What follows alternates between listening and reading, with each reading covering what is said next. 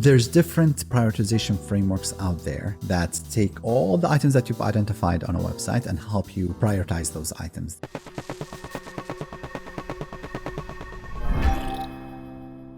There's the ICE method, which is very popular. It's very simple. It looks at 3 different values to prioritize. There's a method that's developed by CXL. To me, when we evaluated those methods and we've used them, the question was, if I take those 100 issues that I see on a website, I give it to a conversion optimization specialist, and then I take the same items and I give it to a second CRO and a third CRO, are they going to give me the same prioritization? Or using the same methods to prioritize, am I going to end up with different prioritization order? With ICE, the problem that I've had is one CRO comes up with a list, I compare to the list from the other CRO, and they don't even match. Maybe like the area where they match is about 20%. It's like, everything else is all over the place. So there's lots of subjectivity in the analysis and then how you prioritize an item. The more subjectivity you introduce into a prioritization method, the less accurate it is. And then you're really depending on the person who's analyzing, the CRO, and how good they are and how they understand the business. So we've developed a method at Invest where we use 18 different metrics. We score each one of those problems that we've identified against 18 different metrics. That helps us really understand the priority of an item compared also to the rest of the item within the set that we're looking at. There's, I think, 2 items that are subjective. The other 16 are very objective items. The 2 items that are subjective is what kind of impact do you think this item will have? Is it high impact in terms of increasing conversion rates, medium or low? So that's subjective. One CRO might say, oh, I think this is really medium, and the other CRO says it's high, another CRO says it's low. Expert CROs most likely will agree, but if you have different CROs at different knowledge level, they might disagree. And then the other item that is subjective to some extent is what is the level of effort that it will take to implement this item. Now, there's 2 different types of levels of effort. There is the actual design and implementation coding of an A/B test. And then there's the political level of effort when it comes to a test. We can estimate to a good extent how long it's going to take us to implement an item. The political level of effort, that's a little bit harder sometimes. So that's where the subjectivity comes.